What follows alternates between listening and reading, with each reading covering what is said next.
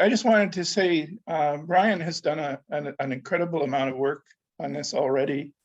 And I think it's become a major activity for him, which I think is a good thing. It's good to have this kind of activity, which is very useful to our community, And I'd like to thank also his son, Robert, who has helped him with the technical side of things. So without further ado, Brian is going to be speaking on the Thompson family and the Thompson store and the whole history of the Thompsons who settled in this area and were an important part of the community, of whom he is, what is it, fourth generation or fifth generation? I am sixth. Sixth generation. Okay. Robert is seventh. Seventh, wow. Okay. Amazing, eh? It is. Take it away. Thank you very much. Good evening, folks. My name is Brian Weller. I'm the son of Ann Agnes Thompson of Willowdale, and today I'm the eldest of the sixth generation on my branch of the William John Thompson family. It's my pleasure that you have joined this Zoom presentation to learn more about my, and for some of us, our maternal family, farmers in York. I should mention that prior to this, my interest in family research had been put on the back burner. I owned and operated a Richmond Hill manufacturing business for over 33 years and had no time to delve into such a complex subject. And then I retired in 2019. And then I had time on my hands. As a base, I already knew that my grandfather, Wes, was an early Willowdale home builder, along with W.A. Stevenson. I had heard that ancestors of his had farmed, and somewhere in there was a stagecoach. A little else, so I really did not have much information, except my Aunt Diane had notes from my late great Aunt Helen, who is in this picture. So I asked for a copy. This was Helen at 19. That was my beginning 2 years ago. My journey has turned into a labor of love for those who watched over me and those who watched over them. I remember some of them. My fond wish is that you will enjoy my journey, and maybe you will begin your own journey after I described what I found. And I've just scratched the surface. This is a picture of Helen and her husband Ernie when they were married in 1941. My story begins 50 years ago with my great aunt Helen Hughes, the fourth generation Thompson, and the youngest child of my great grandfather, Robert Thompson. She was the wife of Ernie Hughes of Willowdale and a volunteer with the North York Historical Society, who became curious enough about her roots that she decided to begin her long, arduous research by visiting the Land Registry Office in Newmarket to search land records. Putting pen to paper, she created a roadmap for any of her descendants to follow.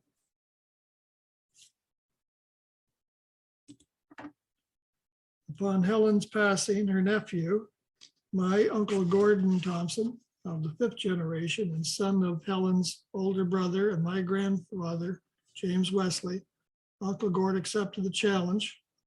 And now it's up to me to expand on their work and dig even deeper. This is an image of my aunt, one of the pages, page 19 of my Aunt Helen's notes.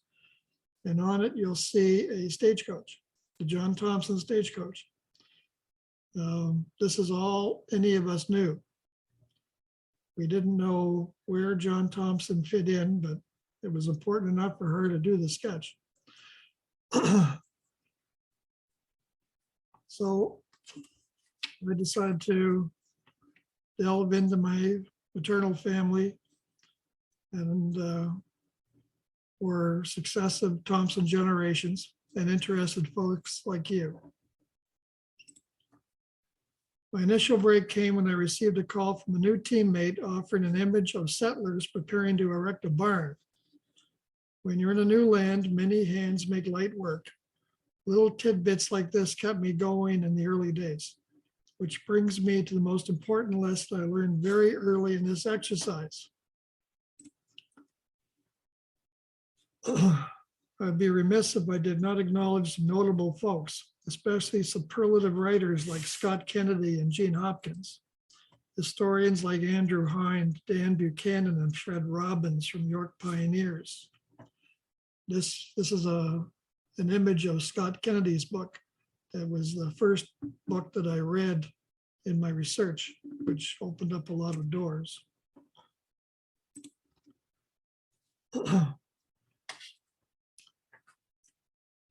This is an image of the St. John's Anglican Church with numerous monuments.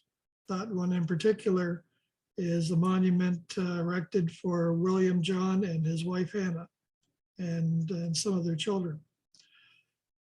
Thanks to Allison Ebner of St. John's Anglican Church and Cemetery, Bill Aird, Glenn Bonetta, and Susan Goldenberg of your Historical Society for being extremely helpful.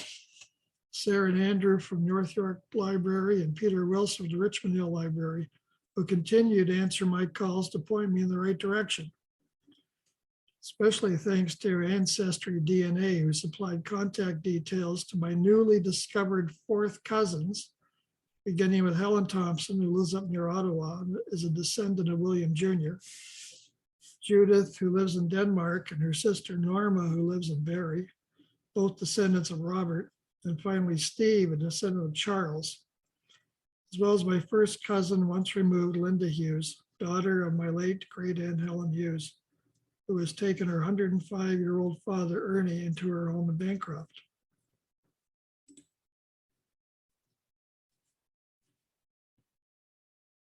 This is our store, family farm at 5324 Yonge Street. Each of these folks have been supplying me with some incredible ancestral family images, history, and guidance. And last but not least is my son, Robert, my techie who prepared the photos and such, and generally has been indispensable. Bears repeating that when looking back at my humble beginning, only after I retired did I have the time, the patience, and inclination to begin this work. I just knew it would require total dedication. To these folks who are referred to as my team, and so many others too numerous to mention, who I'm certain all think I have become a gigantic pain, I owe everything. My second break came when another teammate offered an image of my first generation grandmother, Hannah Thompson, her daughter, Sarah Mackenzie, with her husband, Philip, staying in front of the original Mackenzie farmhouse at Doris and Parkview, taken prior to Hannah's passing in 1883. This was a milestone event for me. It also inspired me while reading my great aunt Helen's notes about her great grandfather, William John Thompson, a blacksmith from Inverness hamlet. Like other settlers from England, Scotland, Ireland, and Germany, they were responsible, God-fearing, and although stern in their manner, thoroughly estimable folks. They married young, had large families, and taught their children from an early age the duties of hard work and good citizenship and the religious principles of their forefathers. William and the former Hannah Monkman, whose family had also joined the European migration, began a new life together near Lake Wilcox. They purchased 195 acres in Whitchurch on August 14, 1830 for $395 from Michael Kane, the father of Paul Kane.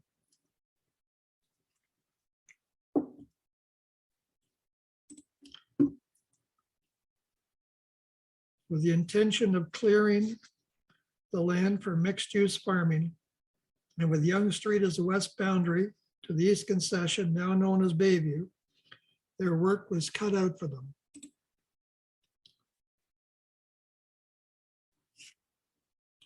The original land grant was awarded to William Bond in 1793, who briefly settled there, constructing homes while building 8 miles of Yonge Street. By 1795, William Bond had already sold the land, but left his name on the lake. In 1877, the area consisted of several small farms, including that of the Thompson family, who continued to operate until 1908, when businessman John H.C. Durham bought the property to turn it into his private country estate.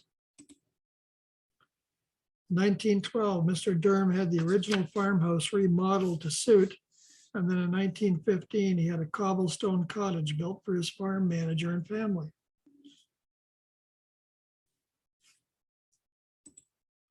By 1950, Moses Gamble had owned all this property, and today it is overrun with single-family homes. Williams John's property was listed as the first lot north of Bond Lake on the Tremaine map of Ontario from 1860. Also in the 1860 agricultural census, the Thompson farm was described as 190 acres with 100 acres of woodlot, 60 acres of crops, 1 acre of orchard, 29 acres of pasture.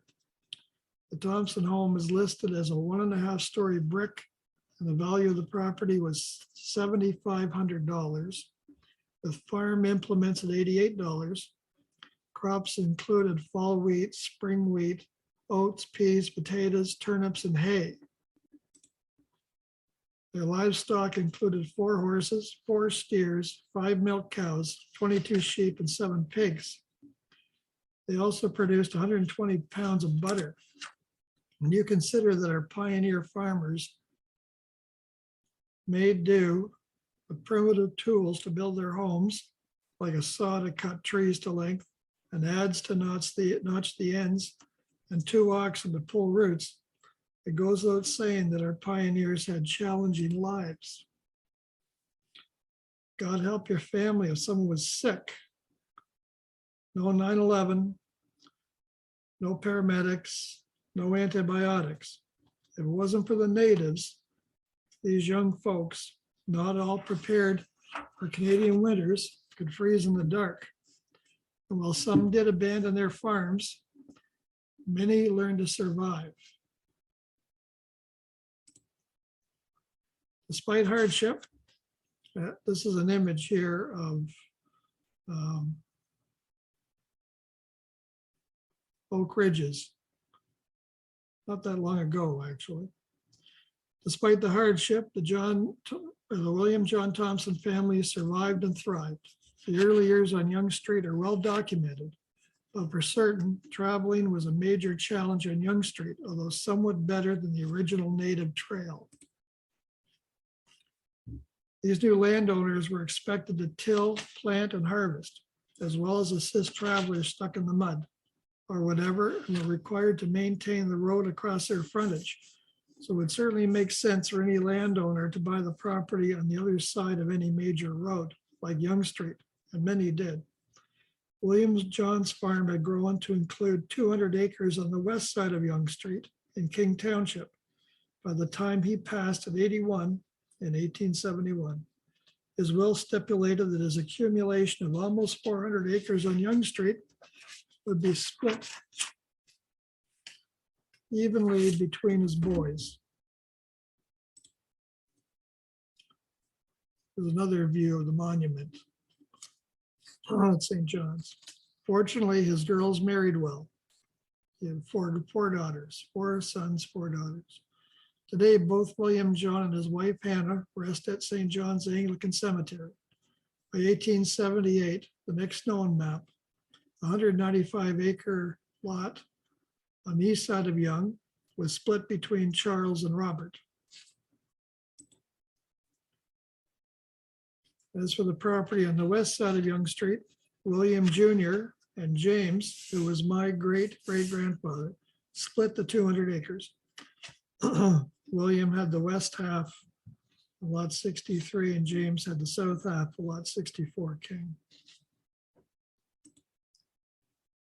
this image of William Jr. working on his farm. Unfortunately, further data in the archive is packed away until late 2022 or 2023 due to renovation, so we cannot expand on that part of the research currently. With thanks to historian Andrew Hind, I found a relative of William John's who we are told shared the same grandfather in Yorkshire. Samuel Thompson owned a lawn farm not too far away from William John's farm. Further research revealed that as a child of 2, Samuel arrived with his parents from Yorkshire, England in 1821. This book, Reminiscences of a Canadian Pioneer for the years 1833 to 1883. It was written by Samuel Thompson, and that's available for order, I guess, from Amazon or something like that. As a young man, Samuel established himself as a blacksmith in Markham Township, and among his 11 children, a son Jonathan was born in 1839. 11 years later, Samuel moved his family to Vaughan Township, where they farmed, and Samuel continued to ply his trade. In the 1870s, young John took a job as a driver for the omnibus, stopping at the Golden Lion Hotel in Lansing.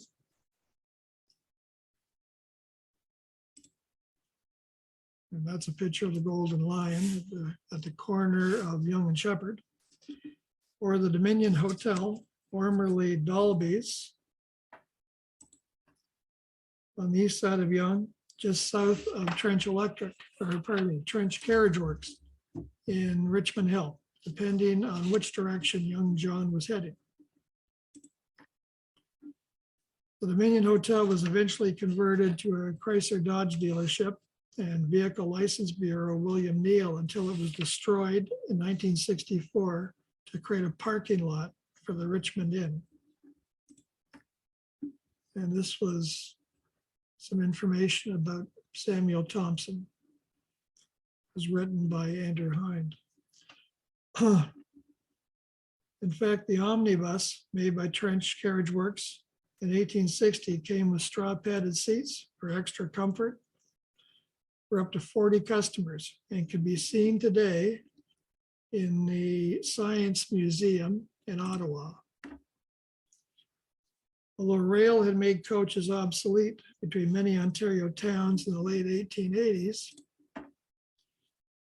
including through the northern stretch of Yonge Street, other areas like South Yonge Street remained profitable. Horse-drawn transportation, despite the 3.5 hours it took to travel from York to Richmond Hill, stopping for refreshments along the way. The 2-horse coach would leave Richmond Hill at 7 a.m. each morning, and another at 3 p.m. for a ride that can best be described as rocky. At Langstaff, John would change to a 4-horse coach. In spring, when flooding occurred near Marsh, cedar logs were placed crossways to create a passable road so mud wouldn't bog down the wheels too much. Despite our settlers' best efforts, the coaches were often late. Considering stagecoach travel was sometimes slow and often uncomfortable by any standard, the route to Holland Landing to meet the ferry to Barrie was an overnight trip. So is any wonder the coach stops on Yonge Street added hotels. And this is the ferry going to Barrie. In 1880, John's employer offered to sell the stagecoach line to young John. Knowing the business well and confident he could run it profitably, John went from driver to prosperous owner of the Toronto Richmond Hill stagecoach line, carrying paying passengers, mail, freight, and even doing milk deliveries. An Uber of the day, John's customers knew he could always make room for another passenger. John's jolly personality became his greatest asset. John was kind and courteous to all and was a respected citizen And this is stagecoaches in the winter.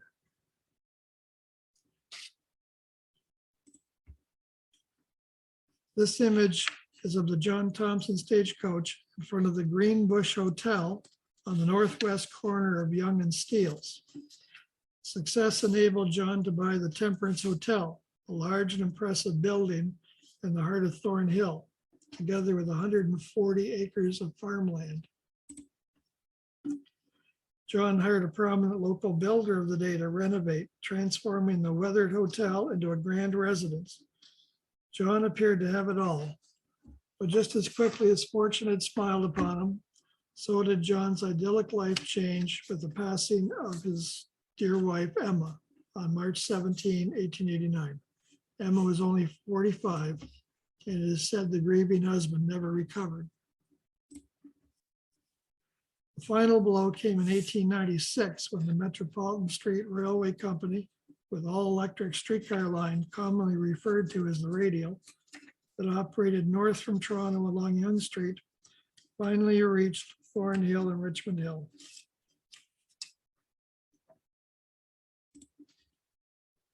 Although perhaps only marginally faster than stagecoaches, the streetcars were infinitely cheaper to operate and more comfortable to ride, which proved to be the end of John's business. In 1896, John parked his omnibus in a small field behind the Dominion Hotel near Trench, where it sat for many years, serving young boys in the area as a fort, a ship, or wherever their imagination took them. One day in 1921, burning candles ignited straw on the coach floor, and the resulting flames gutted the coach. And that's an image of the John Thompson. Just scorched timbers and undercarriage remained undisturbed until the late 20s, when the coach became the property of the Toronto Transit Commission. And by 1932, the omnibus was restored to pristine condition. The TTC added the omnibus to its collection of historic public passenger vehicles available for parades and such, and it has appeared on several occasions, like the 1967 centennial celebration down Yonge Street. Finally, in 1907, John sold his big home he shared with Emma, and he passed on March 16, 1920. Now this home here, which I'll get into this fellow a little bit later, this home is in Coburg, and it was owned by William Weller, who was in the stagecoach business also.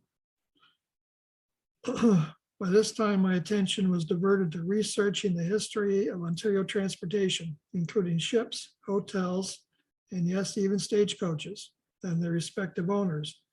I was taken aback by how often the same folks owned each. For example, Charles Poulet Thompson of Summerhill, who was not a relative of ours that we could trace at this time, owned ships, and then he bought stagecoaches to provide a full service to his customers. I read that the Yonge Street stagecoach line changed hands several times prior to John Thompson buying the north-south Yonge Street stagecoach line. When I read that in 1932, William Stagecoach King Weller of Coburg made a habit of buying stagecoach lines as they became available. Well, I almost fell off my chair. William already owned the east-west stagecoach line, which operated between Kingston to Toronto to Dundas and Niagara, and stopped at the Golden Lion Hotel. So it seemed natural to buy the north-south Yonge Street line from John Plater of Thornhill, son of then Governor of Upper Canada, George Plater. And that's a picture of William Weller up in the top right corner. And in the wintertime, the coaches came with runners, and they also had small boilers inside to keep passengers warm. William operated the line until 1840 when he sold it to Charles Poulet Thompson, by then the Governor of Upper Canada, after their historic ride. their exploits are well documented in 38 Hours to Montreal by historian Dan Buchanan. Reading Dan's book really piqued my my interest in family history. And this is Dan's book, 38 Hours to Montreal. Fascinating read. I want to know what, or even if there was a connection between my Thompson family and this William Weller, because this was all new to me. Back in the early 1800s, the population of York was only 500 settlers. So the fact that families with common names would cross paths from time to time should come as no surprise. But my curiosity was aroused. This is a picture of my grandfather's younger sister, Gertrude, in front of the store on Yonge Street. The history we have of that store, the earliest picture we have is from the early 20s.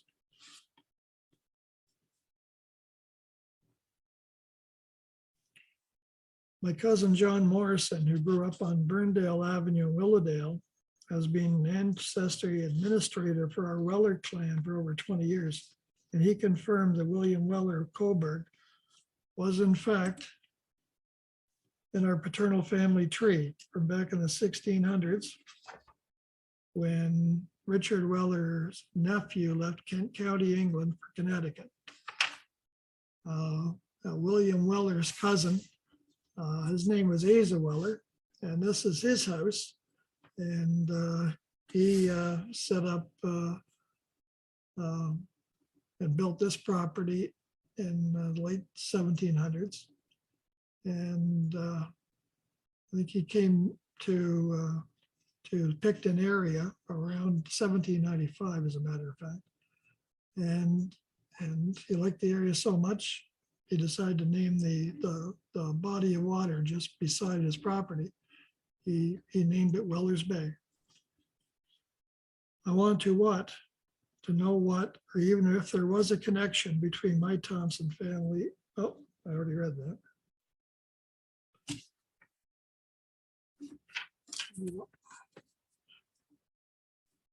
As loyalists during the American Revolution, some in the family escaped and made their way north to Prince Edward County in eastern Ontario.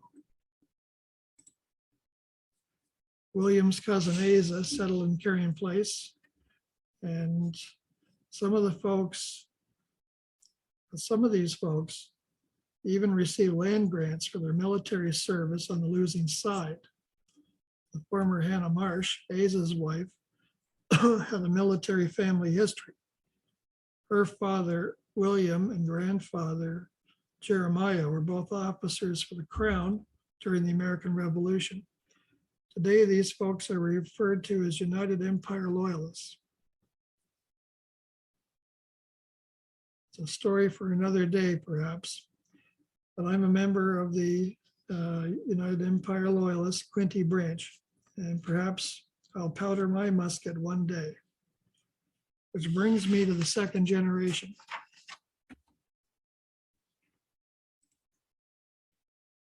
William, John, and Hannah Thompson had 8 children who survived to adulthood. Anne, William Jr., Sarah, Robert, Mary, Milka, James, and Charles. Anne married James Kurzweil, who was from a well-established local family. Anne had commissioned the installation of stained glass in St. John's Anglican Church, where both now rest in the cemetery.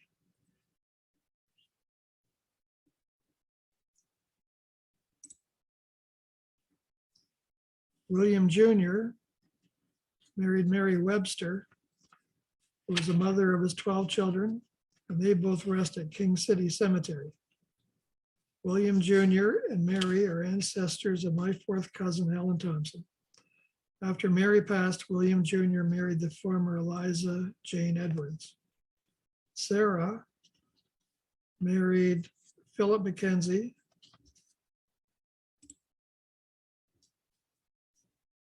and had 5 children, including John Bruce Mackenzie. who built Mackenzie House.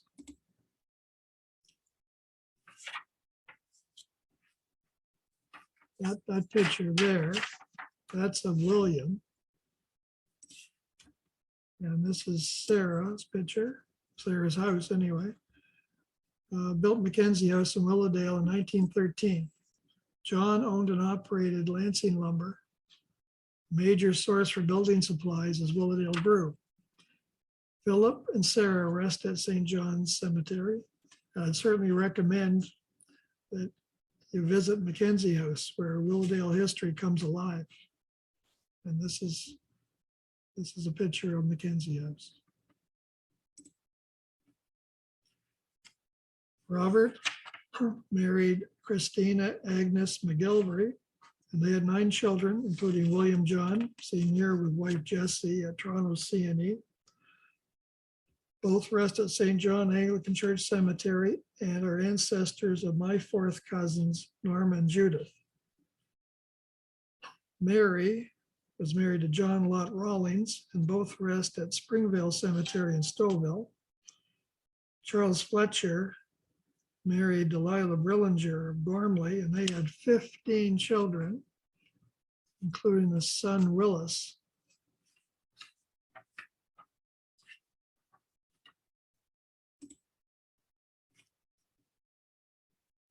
And 3 other children who passed young. Charles went to Capel, Saskatchewan in 1906 and rests in Griffin Cemetery, Weyburn, Saskatchewan. Delilah rests with the Thompson family at St. John's Anglican Cemetery in Richmond Hill. Milka, their youngest daughter, was married to Jacob Cameron. They had 2 children and lived in Iona, Michigan, and are possibly buried there. James, my great-great-grandfather, married Margaret Glass in 1870 at St. John Anglican Church in Oak Bridges.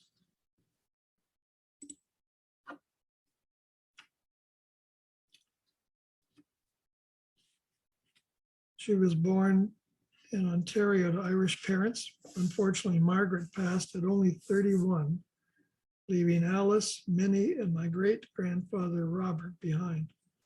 James then married Agnes Ledgerwood, daughter of James and Agnes Ledgerwood. And they had 2 more children, Ida May, who married John Chatterley, and Mary Agnes.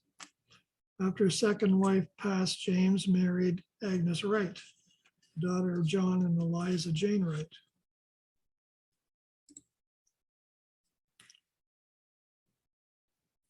They had 2 daughters, Mabel and Viola.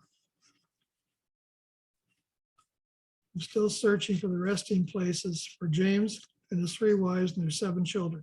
James sold his Temperanceville farm in King Township to purchase southwest corner lot at Young and Shepherd from Michael Shepherd for $3,900 in 1883, which included the Golden Lion Hotel and Stables. But that's not the Golden Lion. That is Bert Lahr. That's the Golden Lion. The handmade an iconic symbol of the Golden Lion Hotel overlooking Yonge Street, mounted on the upper veranda, gazing at the patrons and farmers on their way to and from St. Lawrence Market. According to his death notice, James became the hotel keeper. With the demise of stagecoach traffic provided by John Thompson's north-south line and the late William Weller's east-west line, declining hotels like the Dominion and the Golden Lion were flooding the market. While James continued to operate his hotel with his younger brother, Charles, through the 1890s, the looming streetcar on the horizon was taking its toll on the business.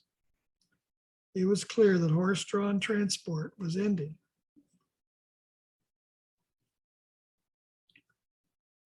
James passed in 1900 and was survived by Agnes and their 7 children, leaving behind his Golden Lion Hotel property worth $1,500. The building worth $1,933, $340 stock and trade, and $237.50 in household goods. According to James' will, the assets were to be sold a year hence with $100, each of the proceeds going to Mary Agnes and Ida May, with the remainder to be equally split between Robert, Alice, Minnie, and Ida May.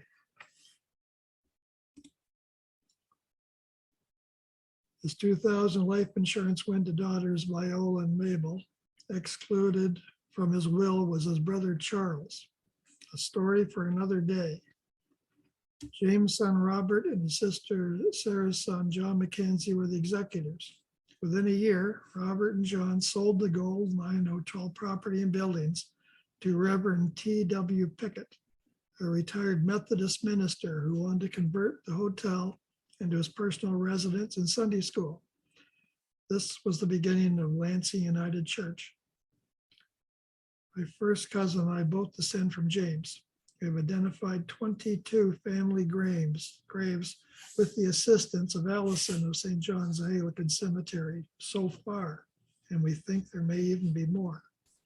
This is a picture of Reverend Pickett with the Golden Lion in front of the hotel while he's on the veranda. Converting former stagecoach hotels at the turn of the century was becoming popular. The former Golden Lion Hotel served as offices for North York Township in 1920 until the building was demolished in 1933.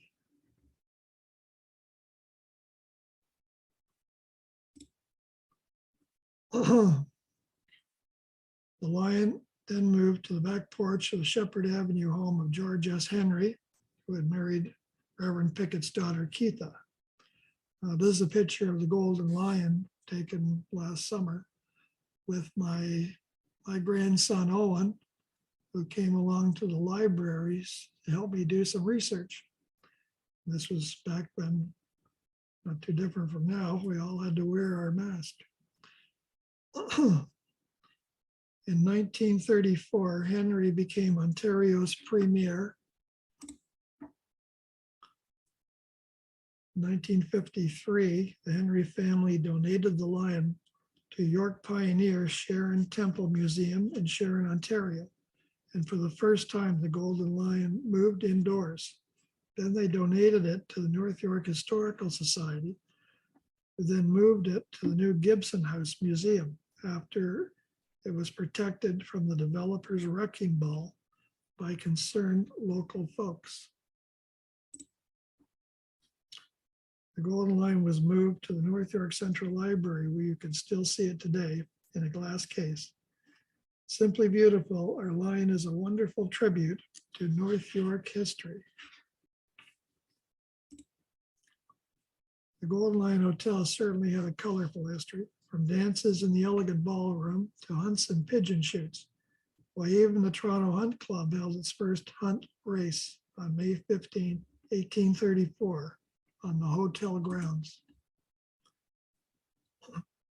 In fact, in 1840, Sheriff Jarvis had to break up noisy meetings between supporters of the family pact and William Lyon Mackenzie and friends after the ill-fated Upper Canada Rebellion of 1837.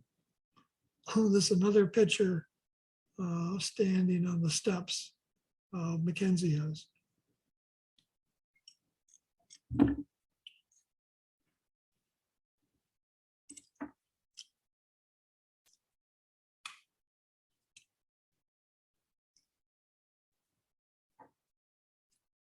There's another picture of the Golden Lion, side view. The family then rented, Robert then rented the Gibson House for a few years around 1914. And around 1920, I see my great-grandfather Robert in front of his R. Thompson and Son fruit market. And on the left-hand side of the picture is the front of the farmhouse, which of course is now filled in with another store. But Back then it was grass on the front.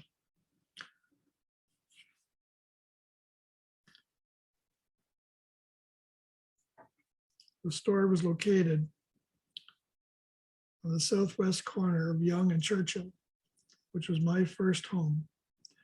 Robert and Emma had 7 children, but 2 passed when they were just infants.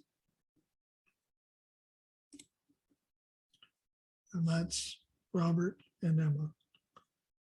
Their eldest son, my grandfather, James Wesley, slipped into a coma after coming down with pneumonia as a child, and Emma Ann could only sit bedside and pray for her firstborn, as pneumonia was often fatal with no antibiotics. But after a week, young Wes recovered and was seldom sick again, which was good news for me.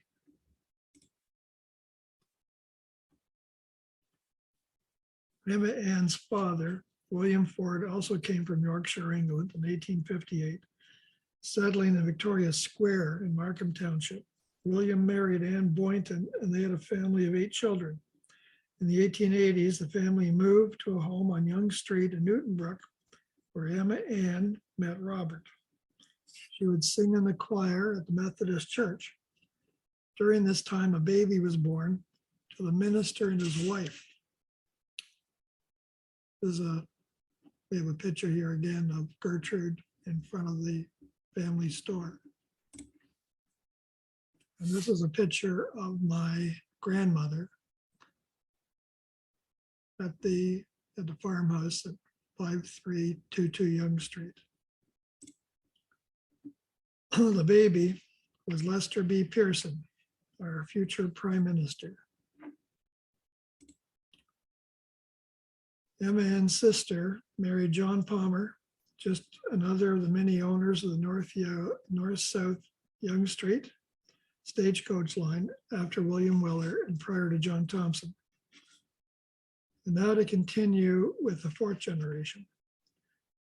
Robert and Emma Ann, 6 other children were Robert Clarence, Gertrude, Robert Harold, Mary Alice, Mildred, and Helen. My grandfather, James Wesley, pictured here, married Margaret Lindsay. She was born in Plymouth, England, and they had 4 children. While his younger brother, Harold, was the son on Robert's fruit market window, young Wes was building homes in Willowdale from the mid-30s until the early 60s. One of the early members of the Toronto Home Builders Association, J.W. Thompson Construction Limited, built many small detached bungalows on prime Willowdale farmland during the Depression that have been severed into lots on new streets like Horsham and Hounslow. Doing the sales himself on weekends, his daughters, Eileen and my mom, would paint the garage doors.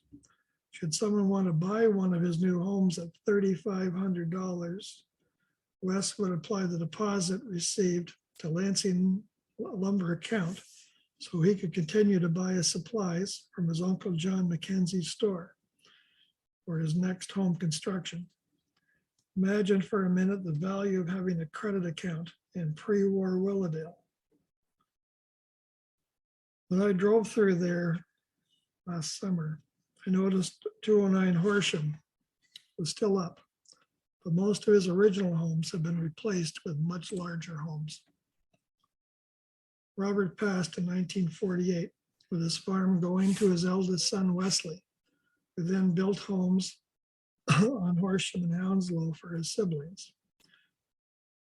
Wes sold the family farm at 5322 Yonge Street in 1966 and gradually retired to Woodland Beach, while my Uncle Gord took over the family business.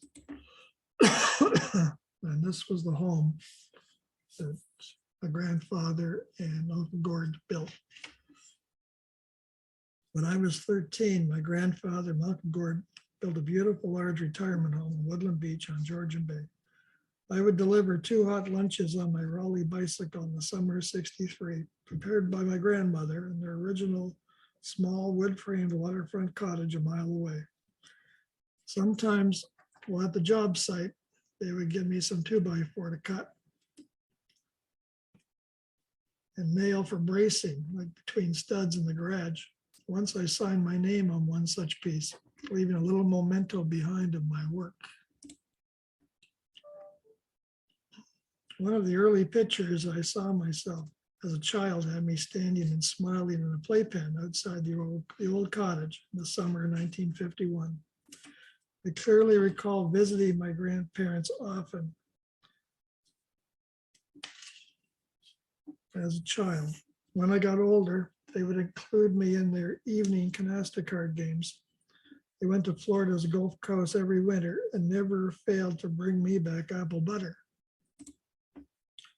During one visit, after I received my temporary driving permit at 16, my grandfather pulled his big Oldsmobile to the roadside, jumped out, ran to the passenger side, opened my door and told me to move over and take us home.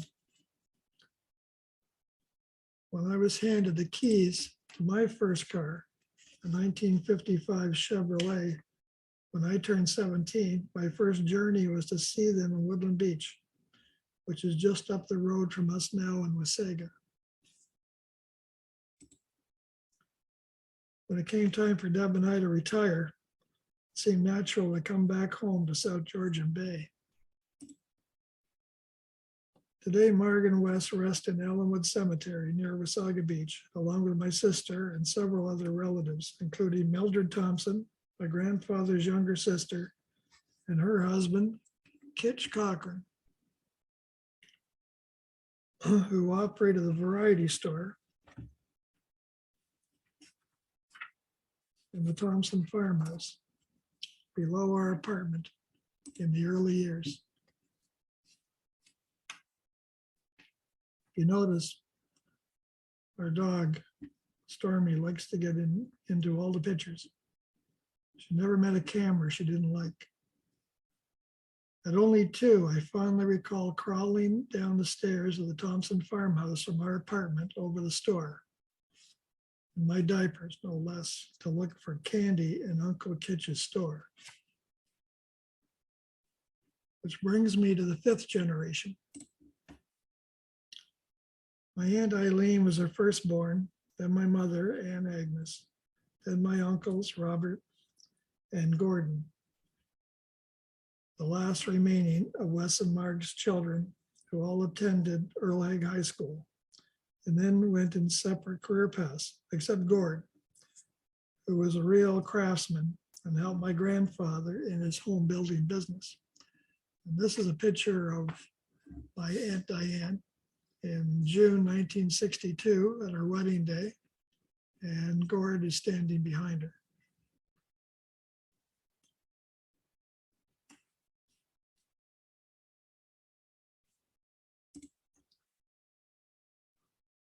In his later years, Gord's specialty was building custom kitchens and such. Today, Gord is 88 and living in Fergus, Ontario with Diane, his wife of 60 years.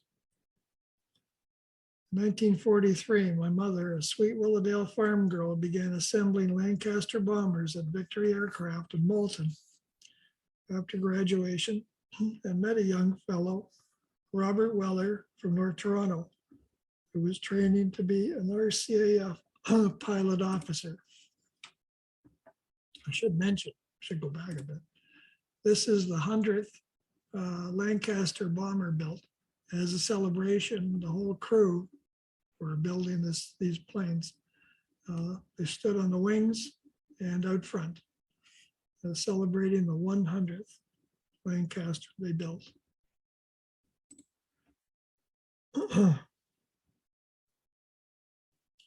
They married in September 1944 and moved into the Thompson farmhouse apartment over the store. In late July 1945, my dad, stationed at RCAF Comox, BC, in training for the looming invasion of Japan, Dad received a message that my mom was in labor at Old Grace Hospital on Bloor Street, and to come quick, as my sister, pictured here on my dad's lap, Diane, would soon arrive.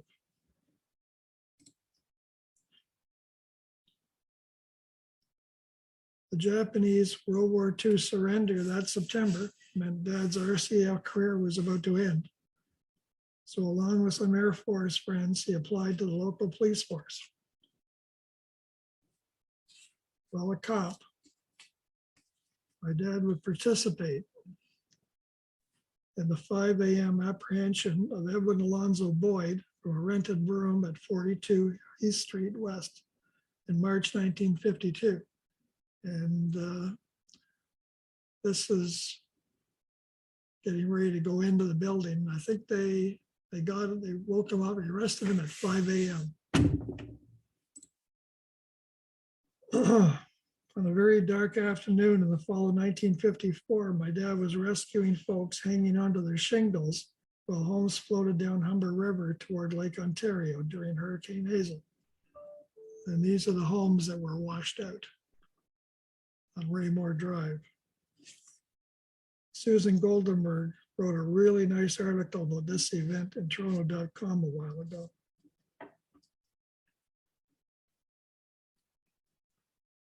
When Dad came running in the house in the middle of the day while this was going on, he came in, he was soaking wet, came in for a change of clothes, and then he ran back out again. I was 4, couldn't believe it.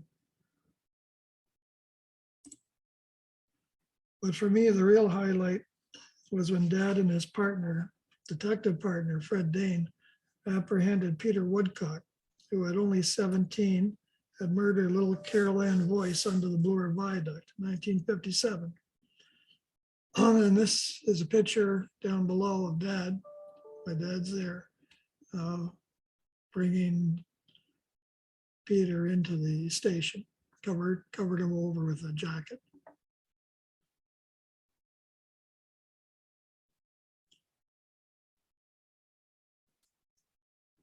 These are just 3 events of many, an incredible career cut short. One of my early memories of living at the Thompson farmhouse apartment over the store was walking past the chicken coop, then past the big barn to the orchard where the fruit trees grew, as far as my eye could see.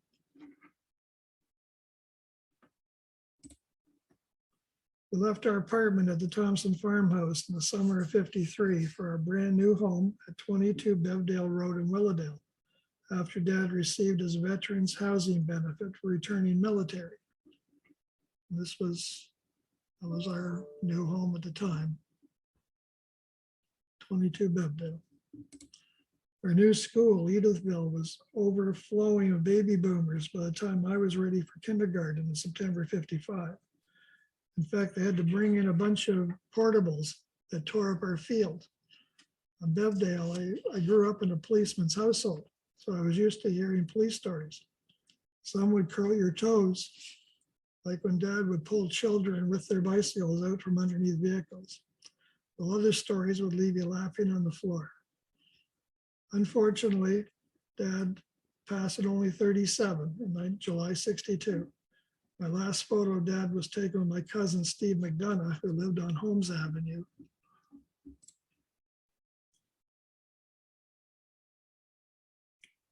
Just a few weeks prior. Afterwards, Mom moved us to Belfair Avenue in the beach near Lee and Queen. Nice safe area, an easy streetcar ride for Mom to get to work at CN Telecommunications on Front Street. For a couple of years, I was even delivering telegrams for CN on my Raleigh after school and on weekends. Mom lived a full life until she passed in 2001. Today, the Thompson farmhouse, built around 1870, judging by the architecture, with its retail store, is one of the original Yonge Street businesses that is still active, if not the only business from that period, and is perhaps the last remaining farmhouse in North York that sits unprotected from the Wreckers Ball, unless and until some interested folks do what others did to protect the Gibson House and Mackenzie House.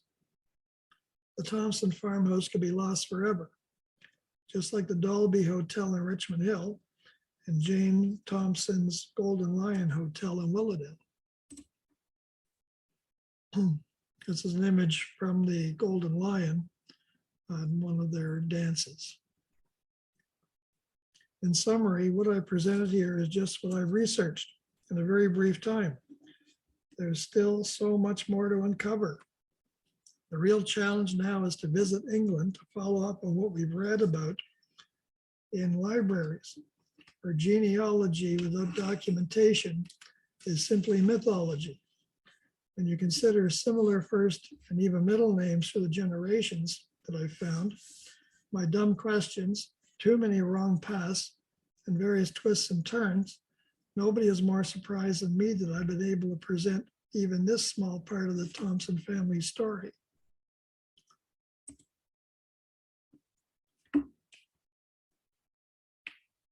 This is an image of Dempsey's Hotel back in the day at Yonge and Shepherd, northwest corner, Yonge and Shepherd. I can't tell you how many dead ends I faced or how often I wanted to give up. On the other hand, when I would receive a call from a teammate with the smallest detail and something would come together. Well, I was forced to continue. Finding out why my great aunt Helen included the John Thompson stagecoach in her notes was a major event for me. I owe my team everything. There are more stories and more images, but due to time constraints, I've only presented what I thought would give you some understanding of my Thompson family's rich history, beginning in York, then in Willowdale, from farming to stagecoach to hotel operation to home construction through the generations. Again, thank you for your interest in our Thompson family. My fond wish now is for others in the Thompson family to step forward, take my limited research and dig even deeper. But now it's your time for questions. Hopefully I'll be able to answer a few.